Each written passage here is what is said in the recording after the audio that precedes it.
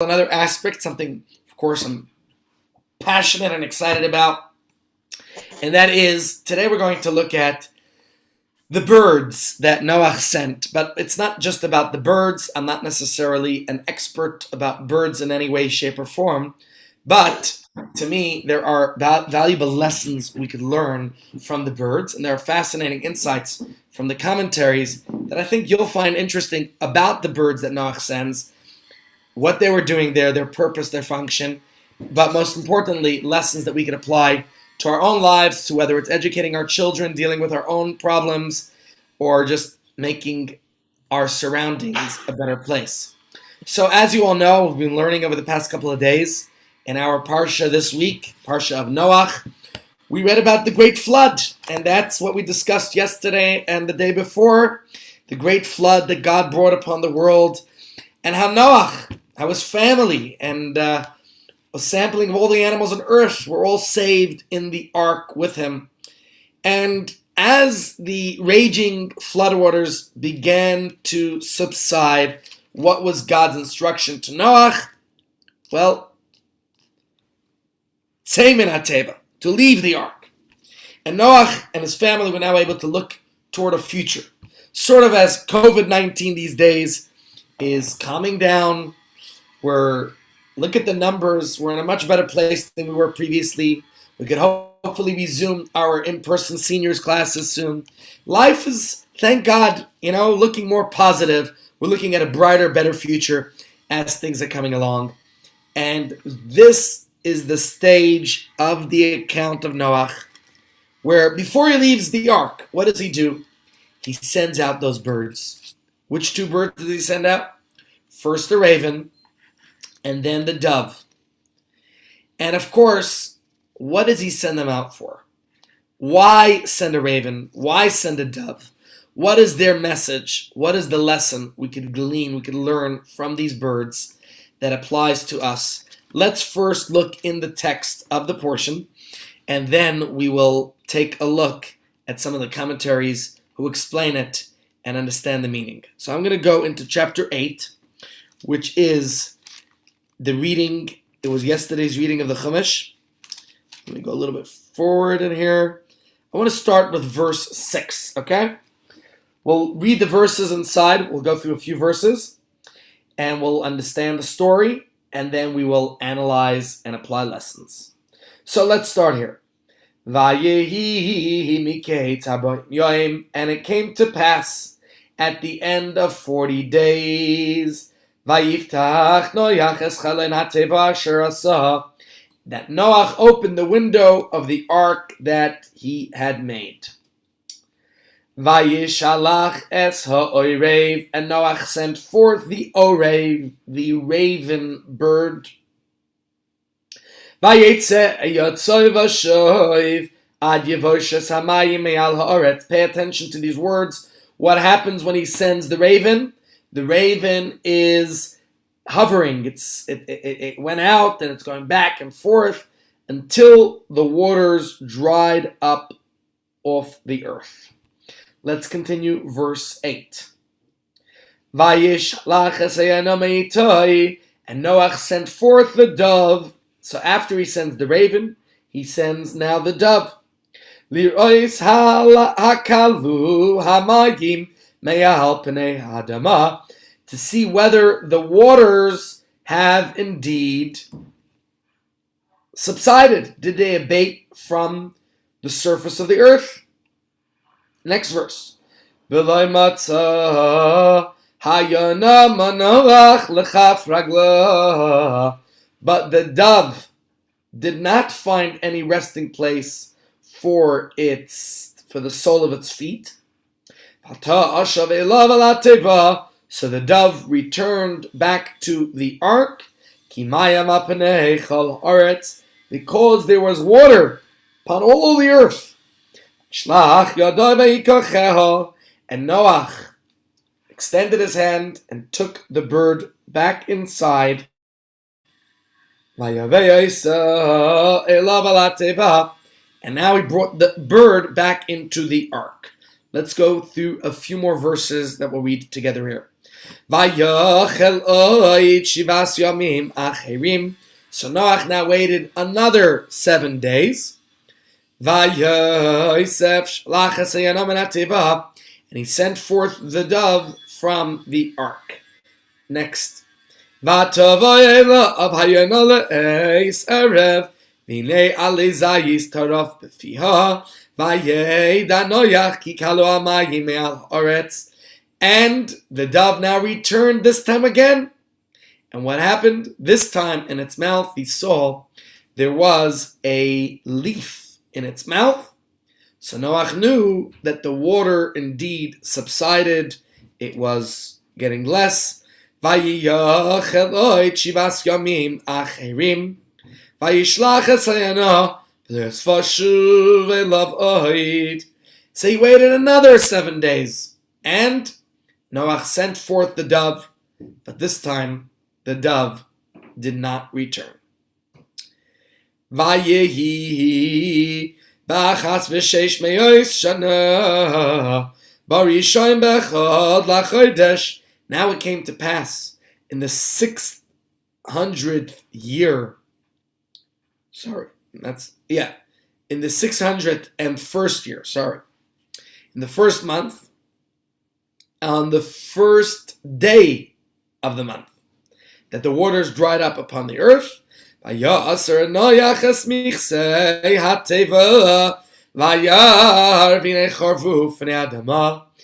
Noach, he makes his way out of the ark, and what does he see?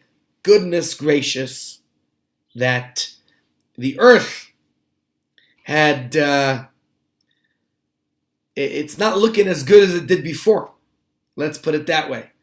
But it was drying up. Uvachodesh hasheni b'shiva v'esrim yoim lachodesh yavesha haaretz. And so in the second month, the 27th day of the month, that's when he discovered the earth was dry. Now, ladies and gentlemen, let's discuss this a little bit.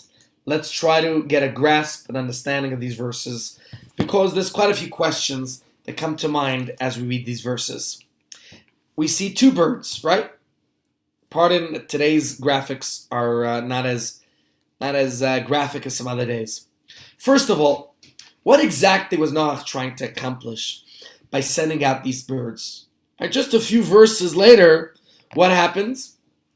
God himself commanded Noach to leave the ark, which he does. So why was he so anxious that he sends out the birds, and he sends them again and again, and he's obsessively checking if the time had come? Why couldn't he wait patiently for God to tell him to leave? Eventually, in today's portion, God tells him to leave the ark. So why is Noach doing this? Why is he sending out all the birds as messengers? And I guess we could dissect it even further. Why does he send two different birds? Why specifically these two, the raven and the dove? Was there no other way for him to find out what's happening out there in the world? Oh, WhatsApp was down. That's why. Thank you for that. WhatsApp was down. Yeah, yesterday WhatsApp was down. It's true. 6 hours. So he couldn't find out. But he could have used Twitter if he's using the birds. So let me share with you a few commentaries that share interesting insights. We'll start with the Netziv. The Netziv, Rabbi Naftali Tzvi Yehuda Berlin, who was a very famous commentator, lived approximately 200 years ago, or less even. I think he lived in Germany, hence the name Berlin. He was a great rabbi there. And he says, think about it. Why did Noach choose these specific birds? Right? So he tells us that it's especially hard to understand the purpose of why he sent out the raven. Why specifically the raven? And of course, the verses tell us that Noach sent out the dove to see whether the waters had subsided. But it doesn't say anything about the raven. Remember, go back to that verse, and it just says the raven's hovering, but it doesn't say why Noach sent the raven. By the dove, it tells us why he sent it. With the raven, all it says is he sent it out. But what for? And at the end of the day, it's the dove that basically lets him know, comes back with an olive branch, and then it doesn't come back at all. So whatever the raven's mission was, right, let's assume it was similar to the dove's mission, checking the landscape. But the raven didn't do it. It just hovered around the ark, as the verse says, back and forth until the waters dried up. So what exactly was its purpose? So he quotes the Or HaChaim, Rabbi Chaim ibn Attar, who says that the verse should have told us what its purpose was. We see no mission, no reason for it. So the Netziv explains, the Yonah, the dove, which I guess you could say it was, they were always famous as messengers. Even many postal services use their image as a symbol of the postal service. Some use a pigeon. But why the dove or the pigeon? Because they have the ability, they can be dropped off at random locations hundreds of kilometers from home without a map, no GPS, no Waze, and they still find their way back. In fact, the other day, somebody was telling me about his own bird that was lost, couldn't find it, and then it just came back home a few days later. Who knows where it went in a little spazier, little stroll, a tour. So because the dove has that ability, and I'm assuming they also have they have great speed, so they could fly for long distances. So you have a great tool. And for thousands of years, before we had our modern postal service, which doesn't even work anymore, before we had our telegraphic communications, even before radios, pigeons and doves were used by the Roman army, even by Julius Caesar himself, in order to exchange vital information. So, considering that these birds have that uncanny ability, that's perhaps you could say why the dove was used by Noach to see what's going on, go out there, come back. So that's understandable. But the Netziv says something else. He says that actually these birds were his own personal possessions. You don't see anywhere God instructing him to send the birds out. God eventually tells him to leave the teva, and he does so. So what's this about? So let me share it to you in the words of the Netziv, which we'll find. So just to put our questions up here. Firstly, why a raven and a dove? What was Noach trying to accomplish? Why not wait for God to tell him to leave? Why specifically these two birds? Those are our questions. Let me share it to you in the words of the Netziv. And he says as follows. I would suggest that this raven and dove were not among the peers brought into the ark upon God's command for the purpose of breeding offspring. Rather, before the flood, Noach was a nobleman. And the custom then was for noblemen to raise ravens and doves. These birds entered the ark as part of Noach's household, according to the Netziv. And he says, homegrown ravens are not sent far, but doves are used for traveling long distances to carry letters and bring back various objects in its mouth. So when Noach sent the raven and it saw the water, it stayed put. Why should it travel anywhere? There's still a flood. But when he sent the dove, who was used to flying on faraway missions, then we understand the dove was able to come back and to reliably report, if the flood was still raging. So with that in mind, we understand that our first question was, why did he send both birds?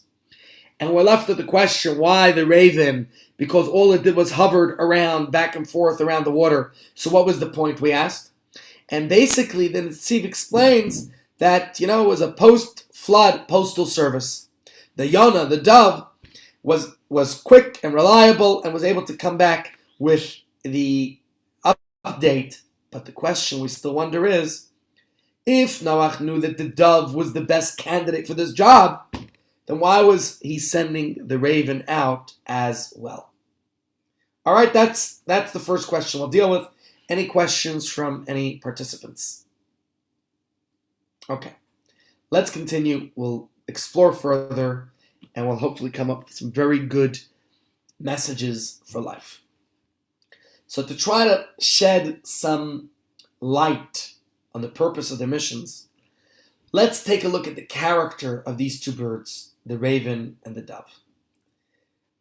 And in fact, I remember back in high school or college, there was a famous poem it was called The Raven by Edgar Allan Poe. And he describes a distraught lover being pushed into deeper and deeper distress by a mean-spirited talking raven. And as the man broods over his lot, the raven just keeps taunting him. And the raven's enjoying this. The raven is described as unpleasant. It's a cold-blooded animal. It's not a nice animal. It's cruel, it's selfish, and there's more about it. They abandon their young, they leave them with no means to live. So this is the personality of the raven. It's a cruel animal. In fact, this morning in Tehillim, we said the words, in fact we say every day, that God gives the animal its food to the young raven that calls out. So why do we mention that the raven that calls out, the young raven? Because its mother abandons it. There's nothing, it can't live on its own. And God looks after it. God takes care of it. So with that in mind, we see a little bit about the personality of the raven. That the Talmud tells us the raven's callous behavior, even in the ark, as the flood raged around them, Noach, his family, and all the animals were forbidden from being intimate during the flood. While the world was being destroyed, it wouldn't be appropriate for them to be enjoying themselves in that manner. So all the ark's inhabitants, every single human and animal in there, understood the sensitivity to the destruction of the world that's going on. But the selfish raven just didn't care. The Gemara tells us that the raven, that there were three animals that cohabited in the ark. Which were they? The dog, the raven, and Cham, son of Noach. The raven was too wrapped up with his own indulgence to notice anything going on, that there's destruction, that the world is not in a state where you should be intimate and enjoying yourself. All that mattered to the raven was its own desires. The rest of the world could be darned. The Arizal, he once went with his colleagues to daven, to pray, at the tomb of Rabbi Yehuda Bar Ilai. I think it's somewhere in northern Israel. And as they came to the tomb, a raven was near, and it was perched on a branch in front of the Arizal. The raven was calling out. So the Arizal said, "This raven is a reincarnation of a certain wicked tax collector who is very cruel to the poor. His soul is being punished for his cruel behavior towards the poor, for snatching their clothing and property, and now he's begging me that I should pray for him. It's a story mentioned about the Arizal, and the basic of it we understand is that the raven is perceived as a mean, callous, wicked, cruel animal. So that's the raven's personality. What about the dove? While the raven is that cruel bird, doves, as we know, are gentle and caring. They're used to represent kindness, love, and that's why the dove, perhaps, is the messenger. It's a messenger of love and kindness. Right? Today, doves are often used as an emblem for organizations that want to claim to promote peace and friendship. They use a dove. In fact, when I was always wondering, when you read about Israeli politics or any politics, they talk about the dovish politicians. Those are the peace-loving, as opposed to the hawkish ones, the ones who promote war out there. So, like the negative deception of ravens, the positive description, the positive depiction of the dove is also rooted in the Torah. And this is, in fact, the dove in our Parsha, which brings back an olive branch to Noach. What is that representing? It's heralding in a whole new era of peace and renewal of life in the world. In fact, in Shir HaShirim, which is a book that expresses the great love of God and his people, by King Solomon, he describes, Hinach yafa rayasi, hinach yafyach einayich yonim, which means, behold, you are comely, my beloved. Behold, you are comely. Your eyes are like doves. So there you see the representation of doves, of the Yonah, in scripture, in Jewish literature. So that's the personality of the dove. In fact, if you go with the Shir HaShirim, if you have it in front of you, otherwise you could follow with me as I look at my app, Overlech Chavaderach. This here, Rashi's commentary, he says, just as a dove is wholesome, so too we are pleasant in our way that we travel to Jerusalem for the festivals. This is what Rashi says. Just as a dove excels, we excel. Just as a dove is modest, Israel is modest. Just as a dove is faithful to its spouse, we are faithful to God. Just as a dove doesn't abandon its nest, even if its chicks are taken from it, so too, even though our temple's destroyed, Rashi says, we don't abandon our God and our festivals, and we still celebrate them, even though we no longer have the ability to be Ole Regel, to fulfill the pilgrimage festivals that we used to, we still do so, we don't abandon God. Rashi continues, just as a dove hatches new offspring each month, we renew each month. Right? We have Rosh Chodesh. Today's Rosh Chodesh, right, my friends? Each month we renew our commitment to Torah, to mitzvahs, to good deeds. Just as a dove travels great distances and returns to its nest, says Rashi, so do we. Just as a dove brought light to the world, we are meant to bring light into the world. As it's written, and nations shall go by your light. It's the pasuk is telling us, Rashi's quoting, that when did a dove bring light to the world? In the days of Noach in our Parsha. As we read in our Parsha, the dove returned to him and it had an olive leaf in its mouth. So, what do we see from here? Doves represent that kindness, that generosity, that gentle and caring personality of the dove. Now, doves are also counted among the offerings that were brought in the Beis Hamikdash. We read about the offerings. The Torah tells us that for the various sacrifices that were brought in the temple, right? So we see here that doves certainly have that personality of kindness and certainly are entrenched in Jewish practice and Jewish way of life, as we see here from Shir HaShirim, from the Song of Songs by King Solomon. So with this in mind, all the negative press coverage of the ravens and all of the positive praise we're saying about the doves, this makes our question only stronger, that much more difficult for us to understand. Why in the world would Noach choose to first send out such a negative messenger, the raven? What did he hope to achieve? What message was he trying to convey? What could we learn from it in our lives today? Like I said, there's many commentaries, and I'm sure if you study, you'll find even more than what I'll share with you. But bear with me today as I'll share with you just a few more.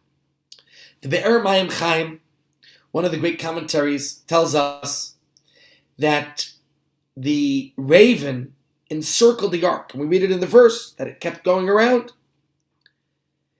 And it didn't go to fulfill its errand, its mission, to check if the flood was done.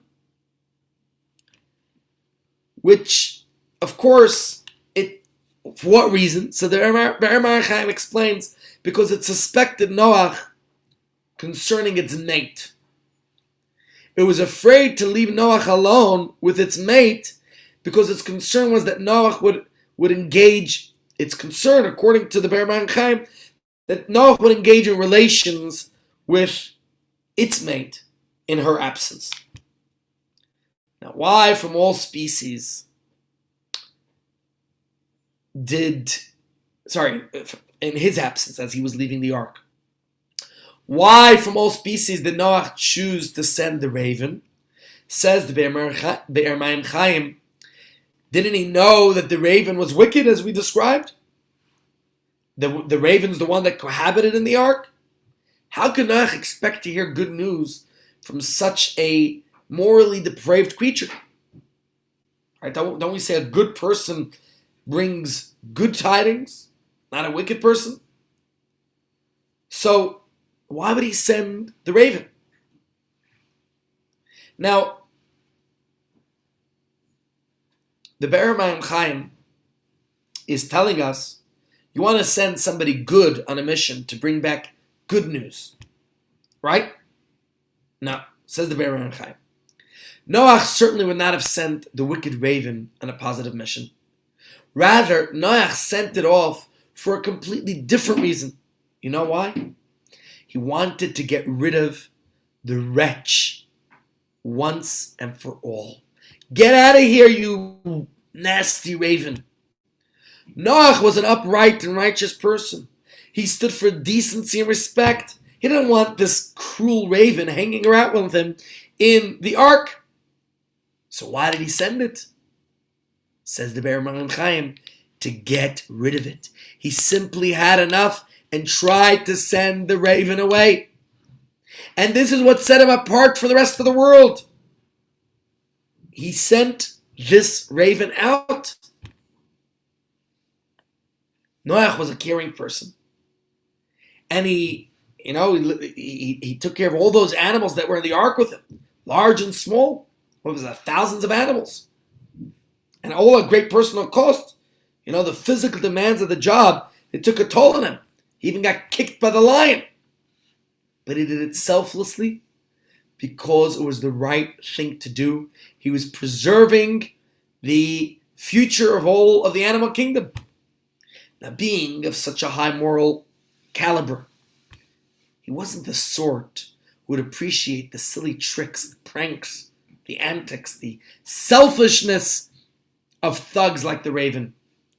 So after a year of being subject to the raven's callousness and cynicism, Noach simply had enough. He decided once and for all, send it away. That's it. Done with you. Avec.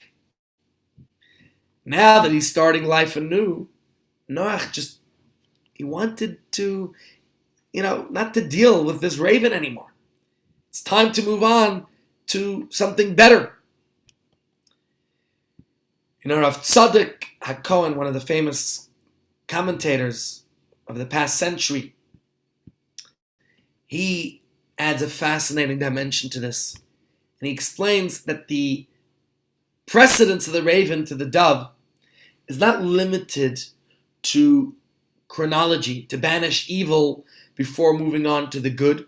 Right? There's a verse that says, Sur me'ra ba'asei tov. We read in Tehillim, we say it in our prayers.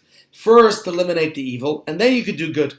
So perhaps the idea, the Be'er Maran Chaim was saying, first get rid of the raven, which is negative, and only then can we move on to good, dealing with the dove. But he said it's a natural procession in the hierarchy of good and evil. Evil always precedes good, just as the shell forms first before the fruit.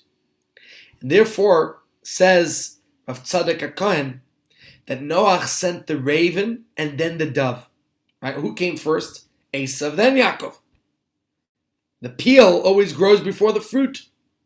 And based on that, this is an idea in Kabbalah that the evil in this world is called klipa, like the fruit of a peel, like the peel of a fruit. The peel is tough, it's bitter. You don't eat the peel of an orange, of most fruits. But hidden within that peel is a beautiful, delicious fruit. God created the world in such a way that to reach the goodness in life, there has to be a stage of the peel. A seemingly negative challenge that has to be overcome in order to reveal the hidden treasure inside. Before Yaakov Avinu could come into this world, there had to be an Esav with whom Yaakov would have to contend.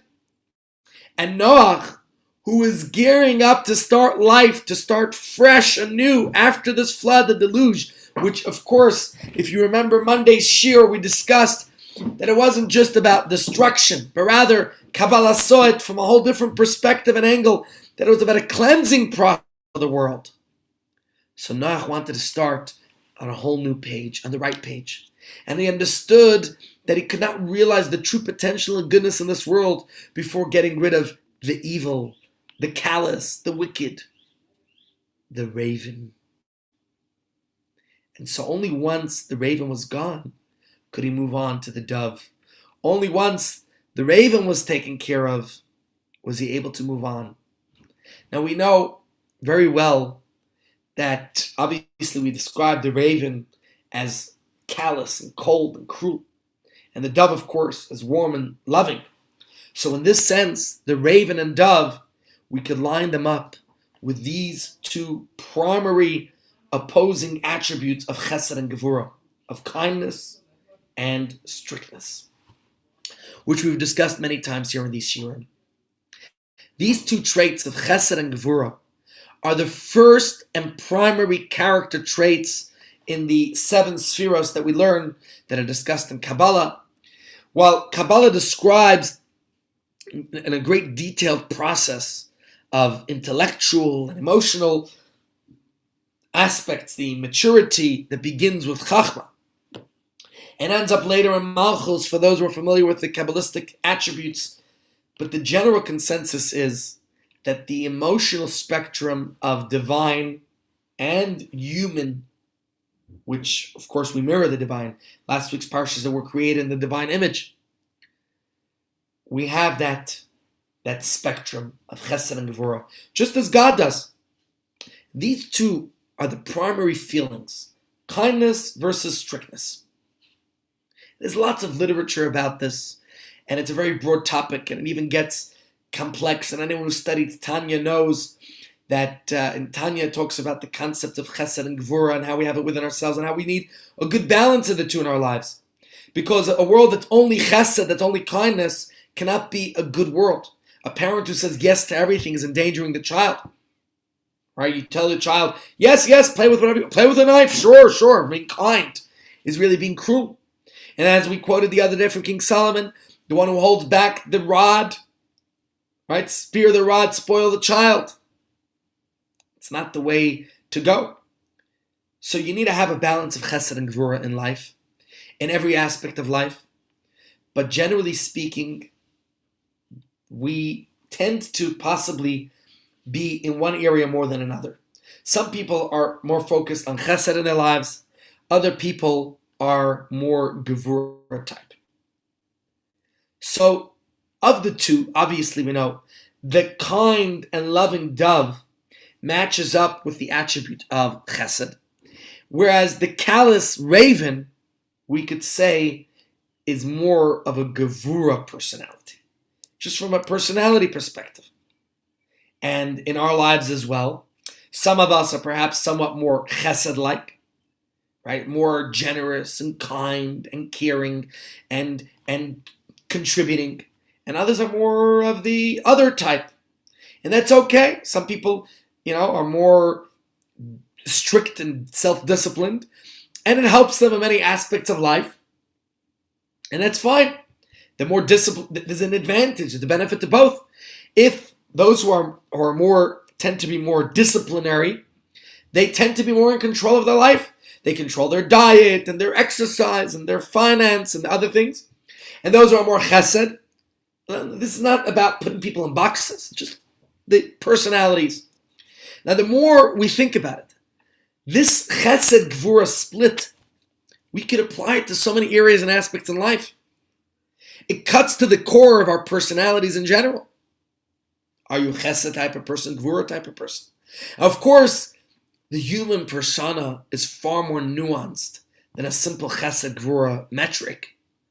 But I think it's fair to say that on a spectrum, any individual person is more grounded in one area or the other. Some more chesed-like, some more gvura-like.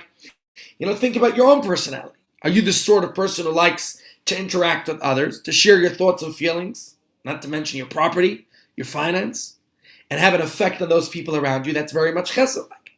Or are you more reserved and introverted? Right? There are people who are like that, and they tend to be more self-disciplinary in that sense. Every person has both aspects, chesed and gvura, kindness and strictness in themselves, but we tend to be more predisposed or dominated by one personality or the other. So in our case, the kind and loving dove that we're discussing here, very much related to chesed, and the callous, cruel raven seems to be more like gevura. And I don't mean to say that gevura type of people are cruel. I'm just saying gevura tends to be more on the cruelness tends to be more on the gevura side. Right? The dove cares, it gives, it's nurturing, and the raven is stingy. It refuses to budge from its own interests. It refuses to share even with its own children. That's the personality of the raven. Now let's understand. Noach dispatched both of these. Both of them. Right? Now, in the first days after the flood, the most devastating destruction ever known to mankind, brought by God. Of course, Kabbalah tells us it wasn't destruction, it was renewal, it was a cleansing. So Noach sees his entire humanity is gone. It's in utter chaos. And Noach has to rebuild the human race. He had quite a task before him. How is he going to go about such an undertaking? How would he ensure that he and his children, his descendants, would never again reach such a place, such moral and ethical degradation that would bring such destruction to the world again? So Noach initially thought that the proper approach after the flood should be that of gevura, the raven. He's trying to wrap his head around how the world had fallen so low. We need a little bit more of a stronger, brutal police force. Maybe we were too nice before, and therefore we weren't strict enough, and we didn't discipline people, and we didn't do what was necessary to make, deal with the wickedness, with immoral and unethical behavior. So Noach knew that God's attribute of chesed gives indiscriminately. That's chesed. And God, teva hatov lehetiv, God's nature is to be giving. God created a world. So Noach, he looked back and he realized that this unlimited chesed, it has a serious drawback. You think chesed is good? You think it's always nice to always be kind? Well, we said before, a parent who's always good to their kids is getting their kids, turning them into spoiled brats. So the pre-world, the pre-flood world that Noach knew, he said there were no boundaries, there was no discipline. Everyone had whatever they wanted, whenever they wanted it. Nothing was off limits. So he felt that that was no good. People indulging in the party of life. He felt that that's not a way to go, and that's why they wound up becoming so morally depraved and hedonistic. In Noach's view, to prevent such chaos and depravity from happening again, chesed could not be the way of the world. We need more gevura.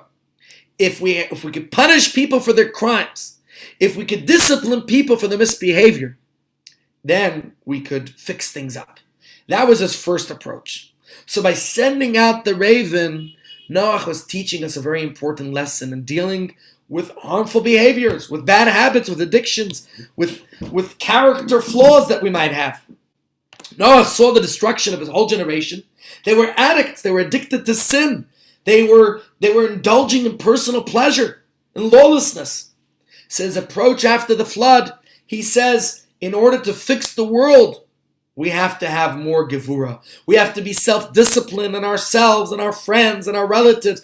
We have to prevent people so they don't get into a situation of addiction, of bad habits, stuck in some harmful behavior. It's no good. There has to be gevura. Without drawing a line, negative behavior is just going to get worse. It's never going to get better.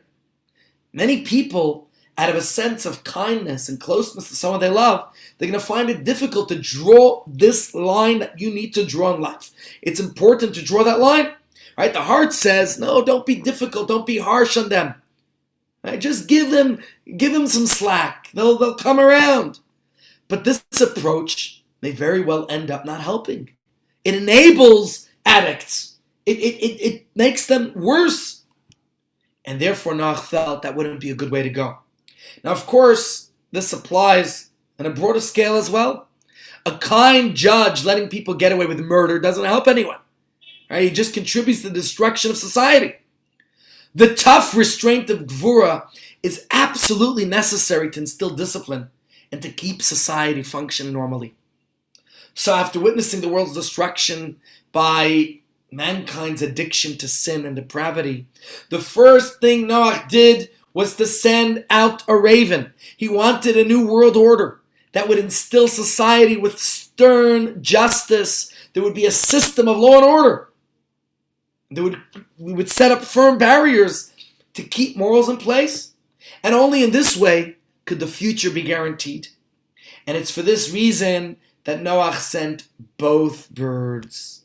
Because to rebuild a world destroyed in the way it was, it's necessary to have both the raven, gevura, discipline, strictness, but we also need chesed. We also need kindness.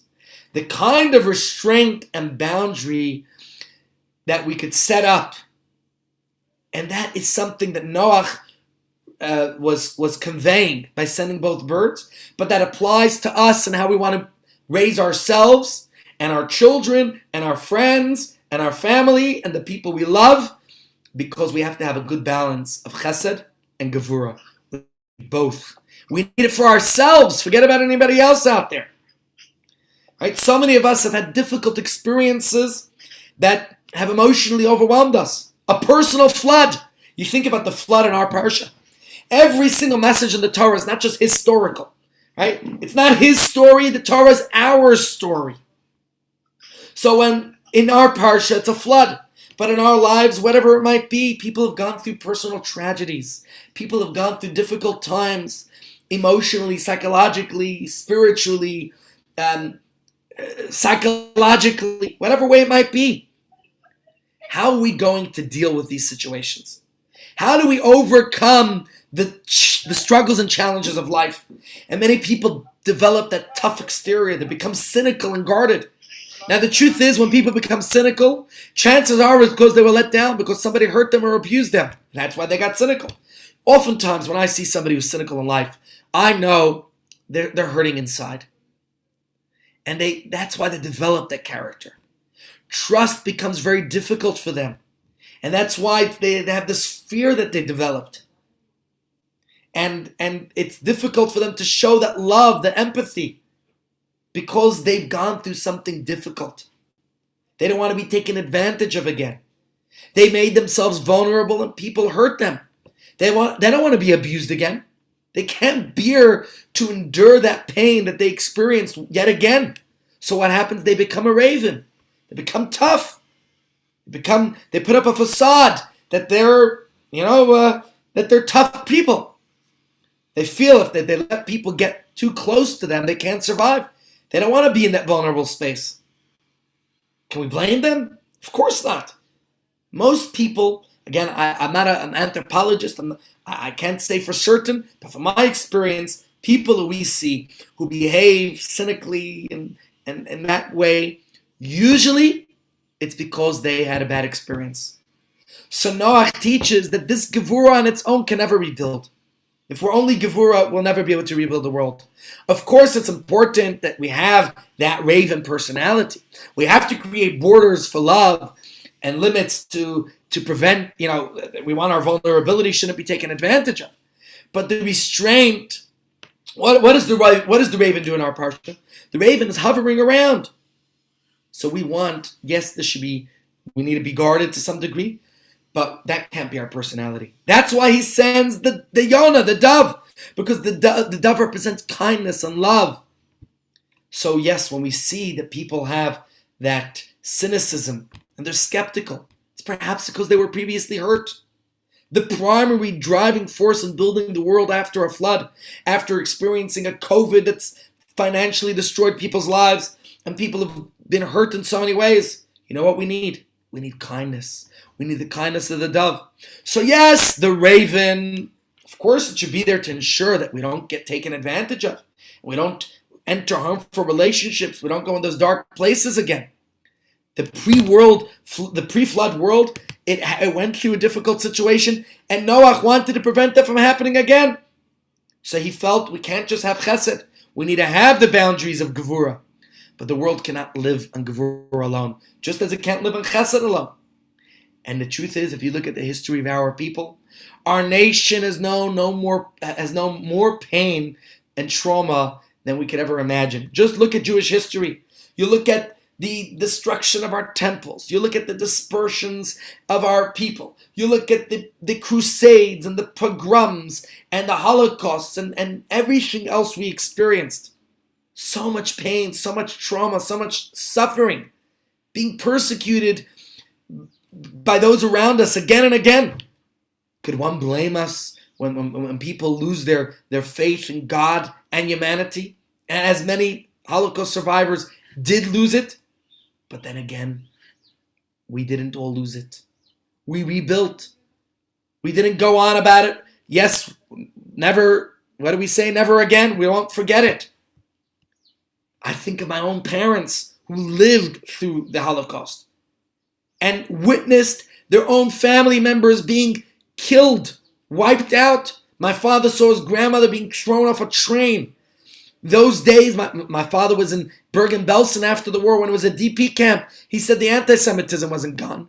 There was still plenty of hatred and animosity that was happening. Seeing the world stand idly, their faith in humanity, think about it. They couldn't deal with that. How could the relationships be rebuilt?